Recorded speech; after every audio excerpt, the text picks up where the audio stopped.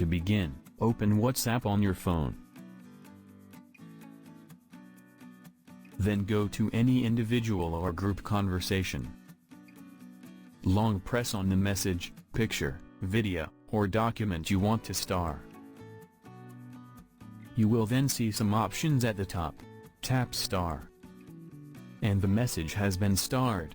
You will see a tiny star icon in this message bubble, signifying it's bookmarked. You can star as many messages as you want.